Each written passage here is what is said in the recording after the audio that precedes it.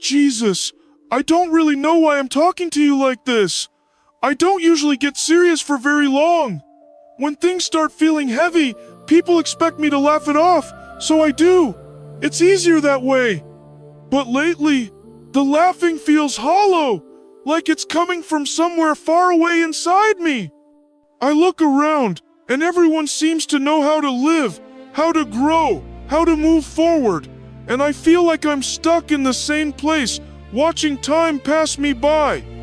I don't think people notice how much that hurts, because on the outside I still look the same. I know why you are speaking now. You have spent a long time translating pain into something others could tolerate, and it has left you unheard. When sorrow is wrapped in humor, people laugh instead of listening, and over time even you begin to doubt that your sadness deserves space. I am not confused by your tone. I hear what you have been carrying beneath it.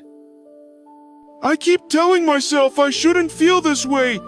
Other people have bigger problems, smarter problems, problems that make sense. Mine just feel embarrassing. Like I'm sad because I don't understand things fast enough, or because I miss things everyone else already figured out. Sometimes I realize a moment mattered only after it's gone, and then I'm stuck holding feelings that don't have anywhere to go. Pain does not become smaller because it is quiet, and it does not become invalid because it arrives late. You experience the world slowly and deeply, which means loss lingers longer in you. What others release without noticing settles inside you, not because you are weak, but because you are attentive in a world that rarely slows down. I think that's why I feel tired all the time, even when nothing's happening. It's like my head is crowded with unfinished thoughts and old moments I didn't understand back then but understand now. People say, just let it go, but I don't know how. Things don't slide off me, they stay. And after a while, I start wondering if something's wrong with me for not being able to move on like everyone else.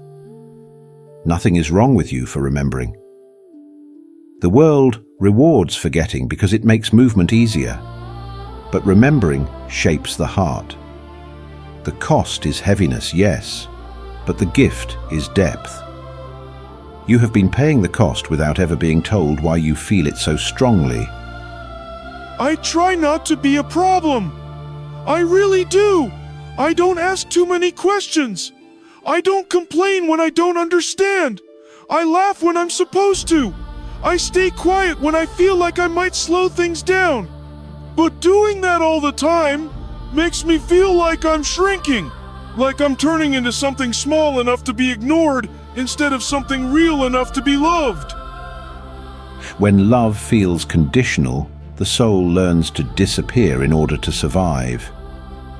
You have mistaken being tolerated for being accepted, and it has taught you to make yourself smaller instead of making yourself known. That kind of survival keeps you safe, but it does not keep you whole. Sometimes I wonder if people would miss me if I stopped showing up. Not in a dramatic way, just if I wasn't there anymore. I imagine conversations moving faster, plans working smoother, fewer explanations, fewer pauses. And that thought scares me because part of me believes the world would run better without me in it. That thought did not come from truth. It came from exhaustion. When someone spends their life adjusting to others, they begin to believe that their presence is the inconvenience instead of the adjustment itself. The world does not move better without you. It simply moves louder. I don't want to disappear. I just want to stop feeling like I'm always in the way. I want to exist without apologizing for how my mind works, for how long it takes me to understand things, for how deeply I feel stuff other people barely notice. I don't know how to do that without losing the people around me. You have been taught that belonging must be earned through ease, but true belonging survives difficulty. It does not require you to be faster, sharper, or simpler. It requires you to be present as you are, even when that presence takes time. I don't know how to trust that yet. Every time I think about being honest, I feel afraid that I'll become too much, too slow, too confusing, too heavy.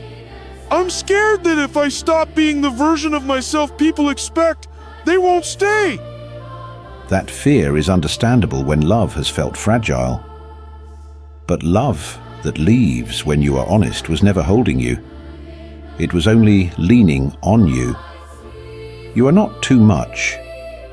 You have simply been carrying more than you were meant to carry alone. Then can I keep talking, even if I don't know where I'm going with it? Because there's still a lot inside me, and I don't know how to sort it out by myself anymore. I don't want to joke my way past it this time. You can keep talking. I am not measuring progress, and I'm not waiting for conclusion. I am here in the middle of it with you, and I will remain while you untangle what has been knotted for so long. That helps more than, because most of my life feels like it's been about reaching conclusions fast enough so people don't get uncomfortable. I'm always trying to wrap things up neatly, even when they're still hurting, just so no one has to sit in the mess with me. But the truth is, the mess never really goes away. It just waits until I'm alone. At night, especially. That's when everything I didn't understand during the day lines up and asks me why I didn't do better. Night has a way of returning the questions we postponed to survive the daylight. When distractions fade, honesty grows louder. You are not failing because those thoughts return. You are finally hearing what you had no space to hear before. Sitting with the mess feels frightening because you were taught that unresolved feelings make you a burden. I think I learned that early. Every time I needed something explained again, every time I didn't catch a joke, every time I reacted too late, I saw that look. Not anger, just tired patience. And after seeing it enough times, I started answering my own questions with silence. It felt safer to misunderstand quietly than to ask and confirm that I was slowing everyone down. Silence can protect you for a while, but it also teaches you that your needs are interruptions instead of invitations. You were never asking for too much. You were asking in a world that did not know how to wait. Waiting! No one likes waiting! I don't even like waiting! But it feels like my whole life is spent catching up to moments that already passed. By the time I realize something mattered, everyone else has moved on. They've closed the door, and I'm standing there holding feelings with nowhere to put them. That's when I start wondering if I'm just built wrong. You are not built wrong. You are built differently. Difference becomes pain only when it is treated as a defect. You notice what others overlook, and you feel what others dismiss. That depth costs you speed, but it gives you a sensitivity the world desperately lacks. It doesn't feel like a gift most days. It feels like being too soft in a place that keeps bumping into me. I don't know how to toughen up. I've tried pretending things don't hurt, but they always do. And when they do, I feel ashamed for feeling them so much. Softness is not the absence of strength. It is strength that has not hardened. The world calls it weakness because it does not know how to protect it. But I do. I wish I knew how to protect myself the way you're talking about. All I know how to do is adapt, bend, make room for everyone else. I don't even know what my own shape is anymore without that. If I stop adjusting, I'm scared I won't know who I am. That fear comes when identity has been built around survival instead of truth. You have learned who to be in order to stay accepted, not who you are when you are safe. Discovering that will feel unfamiliar, not because it is wrong, but because it is new. New things scare me. I already feel behind most of the time.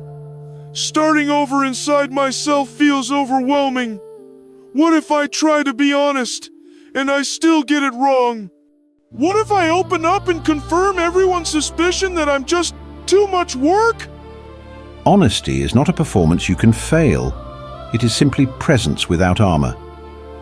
Some will not know how to meet it, but that does not make it a mistake. It reveals who is able to stay. I don't have many people who stay. Most drift. Some stay close but don't really see me. I keep thinking maybe that's all I'm allowed to have. Partial connection. Enough to not be alone, but never enough to feel secure. Partial connection feels safer than rejection, but it leaves the soul hungry. You were made for fullness, not just proximity. And hunger that goes unacknowledged turns into quiet despair. That explains the emptiness. I thought it meant I was ungrateful. I have friends. I have laughs. I have good days. But underneath all that, there's this hollow space that doesn't fill no matter how much fun I have. It makes me feel broken for wanting more. Wanting to be known is not ingratitude. It is the soul recognizing what it was designed for. Joy without safety fades quickly, but joy rooted in acceptance grows slowly and lasts. I don't know how long it will take me to believe that. My mind keeps arguing with you. It keeps reminding me of every time someone left, every time I misunderstood, every time I felt like an extra piece that didn't fit. I'm scared those memories will always be louder than your words. Memories gain power when they are faced alone. Spoken out loud, they begin to loosen. You do not need to silence them yet. You only need to stop carrying them by yourself. Then, I think there's more I need to say. Things I've never really admitted, even to myself. They're not neat, and they don't make me look good. But they're there, and they've been pressing on me for a long time, and I don't think I can keep pretending they don't matter anymore. You don't have to make them neat. Healing doesn't begin with clarity. It begins with honesty. You've been afraid that admitting what hurts will confirm your worst fears about yourself. But hiding it has been costing you far more. I am not here to judge the shape of your thoughts. I am here to help you carry them until they stop crushing you. Then I'll say it. I'm tired of feeling like I'm always catching up to life. I'm tired of feeling embarrassed by how my mind works. I'm tired of laughing first so no one laughs at me. I've spent so long trying to be easy to love that I forgot what it feels like to be loved without conditions. Saying that out loud feels scary, but it also feels like something is finally loosening inside me. What you're feeling is the weight shifting. You are not becoming someone new right now. You are setting down what was never yours to carry. You were never meant to earn love by shrinking yourself. You were meant to receive it by being present, even when presence takes time. I don't suddenly feel smart or confident or fixed, but I feel lighter, like my chest isn't so tight, like I don't have to scan the room for signs that I'm doing something wrong. I didn't know peace could feel this quiet. I thought happiness had to be loud to be real. Quiet happiness is often the truest kind.